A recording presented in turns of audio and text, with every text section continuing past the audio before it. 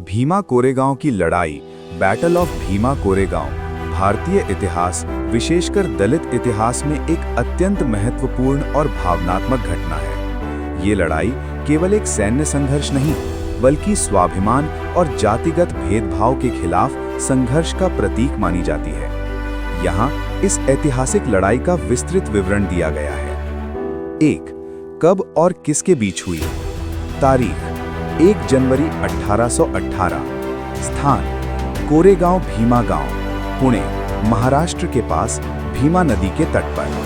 पक्ष British east India company, लगभग 834 सैनिक, मुख्य रूप से बॉम्बे नेटिव इन्फेंट्री की महार रेजिमेंट। पेशवा बाजीराव द्वितीय, मराठा साम्राज्य के पेशवा की विशाल सेना, लगभग 28,000 सैनिक, जिनमें से लगभग 2,000 ने प्रत्यक्ष आक्रमण किया। ऐतिहासिक विवरणों के अनुसार असमान मुकाबला। ये लड़ाई संख्या बल में बहुत असमान थी। कैप्टन एफ स्टॉन्टन के नेतृत्व में कंपनी के लगभग 500 महार सैनिकों ने पेशवा की विशाल सेना को कड़ी टक्कर दी। परिणाम, महार सैनिकों ने अदम्य साहस का परिचय दिया और 12 घंटे तक भूखे प्यासे रहकर लड़ाई लड़ी।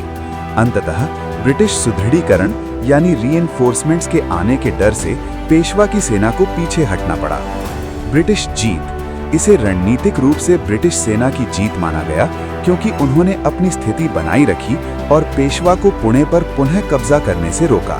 इस लड़ाई का महत्व सैन्य जीत से कहीं अधिक सामाजिक है। जाति व्यवस्था के खिलाफ प्रतीक। पेशवाओं के शासनकाल में कथित अछूतों यानी दलितों महारों के साथ अत्यधिक भेदभाव किया जाता था। महार सैनिकों के लिए ये लड़ाई ब्रिटिशों के लिए लड़ने से ज्यादा अपनी गरिमा और आत्मसम्मान को पुनः प्राप्त करने की लड़ाई थी। उन्होंने उस सत्ता को चुनौती दी थी जो उन्हें अछूत मानती थी। शौर्य दिवस। दलित समुदाय इस दिन को शौर्य दिवस के रूप में मनाता है। ये घटना ये साबित करती है कि तथाकथित निचली जातियां भी वीरता के सर्वोच्च शिखर को छू सकती हैं। 4. Doctor B.R. अम्बेडकर की भूमिका। इस ऐतिहासिक घटना को आधुनिक पहचान दिलाने में डॉक्टर बाबा साहेब अम्बेडकर की मुख्य भूमिका रही। 1 जनवरी 1927 डॉक्टर अम्बेडकर ने भीमा कोरेगांव के विजय स्तंभ का दौरा किया। उन्होंने इस लड़ाई को दलित स्वाभिमान के इतिहास के रूप में पुनर्जीवित किया। उनके इस दौरे के बाद से ही हर साल 1 जनवरी को लाखों लोग, विशेषकर अम्बेडकरवादी और बौद्ध अनुयायी, यहाँ श्रद्धांजलि देने आते हैं। 5.